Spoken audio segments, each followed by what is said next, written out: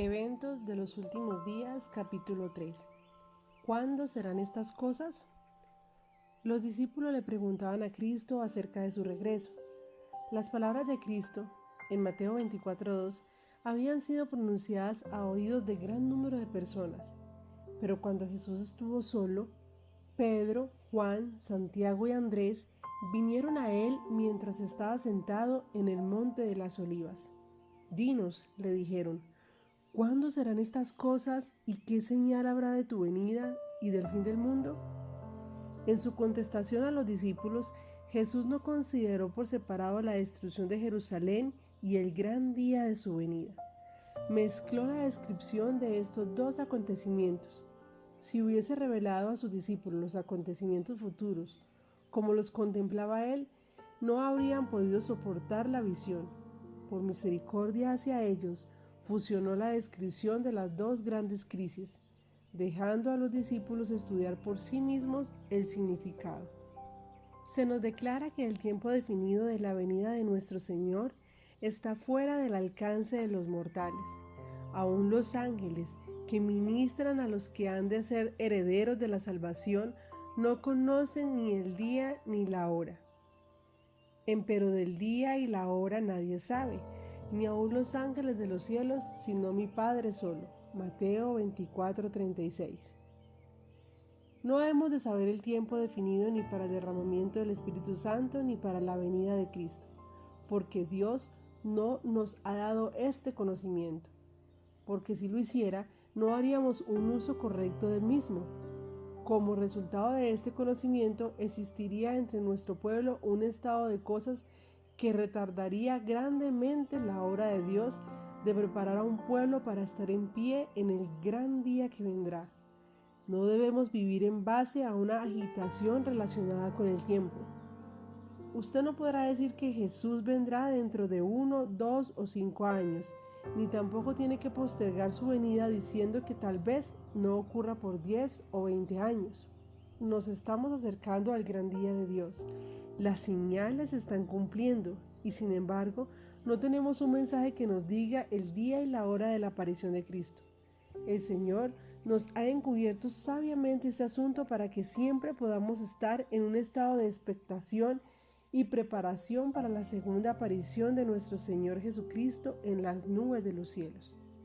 El tiempo exacto de la segunda venida del Hijo del Hombre es un misterio de Dios. No queremos agitar las pasiones de la gente para desatar una conmoción en la que se excitan los sentimientos y los principios pierden el control. Siento que necesitamos estar en guardia por todos lados, porque Satanás está activo para hacer todo lo posible a fin de insinuar sus estratagemas. Debe temerse cualquier cosa que suscite una conmoción, que cree una excitación sobre una base equivocada, porque la reacción seguramente vendrá. Siempre habrá en la iglesia movimientos espurios y fanáticos realizados por personas que pretenden ser guiadas por Dios, por aquellos que correrán antes de ser enviados y que establecerán fechas para el cumplimiento de profecías que aún no se han realizado.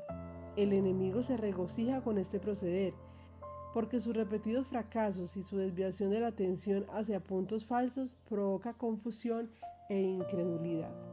Nuestra posición ha sido esperar y velar sin que se proclame un tiempo que tenga lugar entre el fin de los periodos proféticos en 1844 y el momento de la venida de nuestro Señor.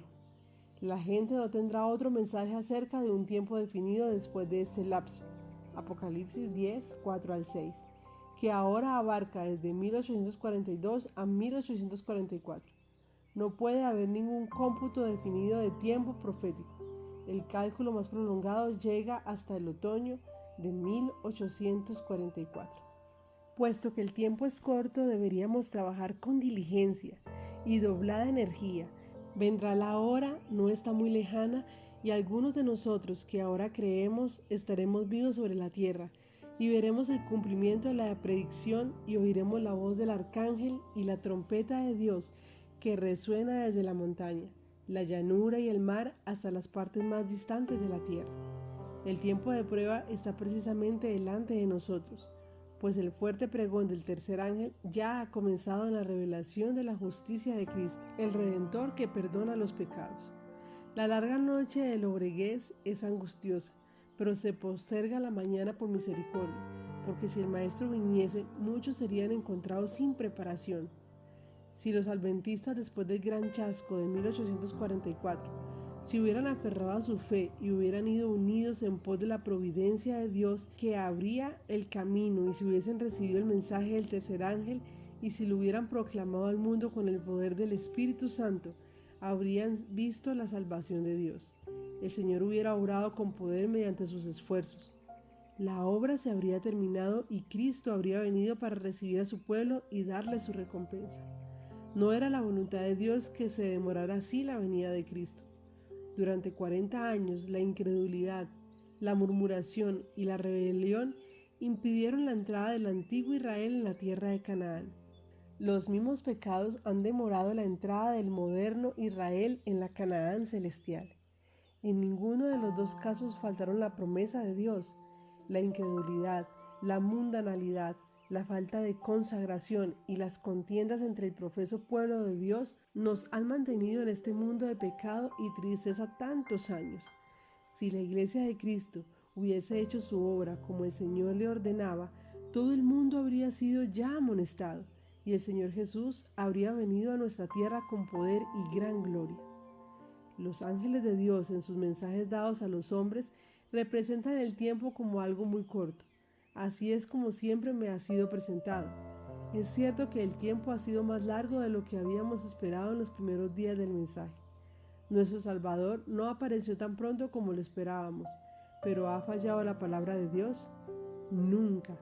Debiera recordarse que las promesas y las amenazas de Dios son igualmente condicionales. Cristo espera con un deseo anhelante la manifestación de sí mismo en su iglesia. Cuando el carácter de Cristo sea perfectamente reproducido en su pueblo, entonces vendrá Él para reclamarnos como suyos. Todo cristiano tiene la oportunidad no solo de esperar, sino de apresurar la venida de nuestro Señor Jesús. Si todos los que profesan el nombre de Cristo llevaran fruto para su gloria, cuán prontamente se sembraría en todo el mundo la semilla del Evangelio. Rápidamente maduraría la gran cosecha final y Cristo vendría para recoger el precioso grano. Mediante la proclamación del Evangelio al mundo, está a nuestro alcance apresurar la venida de nuestro Señor. No solo hemos de esperar la venida de Dios, sino apresurarla. Nos permite que por la cooperación con Él acabemos con esta escena de miseria. Con infalible exactitud, el Ser Infinito sigue llevando una cuenta con todas las naciones, mientras ofrece su misericordia, con invitaciones al arrepentimiento. Esta cuenta permanece abierta, pero cuando las cifras llegan a cierta cantidad que Dios ha fijado, comienza el misterio de su ira. Dios lleva un registro de las naciones y los cálculos han aumentado contra ellos en los libros del cielo. Y cuando se decrete una ley de que la transgresión del primer día de la semana será castigada, entonces su copa estará llena. Dios mantiene una cuenta con las naciones. Cuando llegue plenamente el tiempo en que la iniquidad haya alcanzado el límite declarado de la misericordia de Dios, su paciencia cesará. Cuando las cifras acumuladas en los registros del cielo indiquen que está completa la suma de la transgresión, la ira vendrá. Mientras la misericordia de Dios tiene mucha paciencia con el transgresor, hay un límite más allá del cual los hombres no pueden seguir en sus pecados. Cuando se llega a ese límite, se retira el ofrecimiento de la gracia y comienza la ejecución del juicio. El tiempo vendrá cuando los hombres llegarán en el fraude y en la insolencia, a un punto que el Señor no les permitirá sobrepasar, y entonces aprenderán que la paciencia de Jehová tiene límites. Hay un límite más allá del cual los juicios de Jehová no pueden ya demorarse. Debemos educarnos para estar pensando y explayándonos en las grandes escenas del juicio que están precisamente ante nosotros. El hecho de mantener nuestra mente en las escenas del gran día de Dios, cuando todo será revelado, tendrá un efecto sobre nuestro carácter. Un hermano me dijo: hermana Guay, ¿cree usted que el Señor vendrá dentro de 10 años? ¿Qué diferencia hace para usted si Él viene dentro de 2, 4 o 10 años?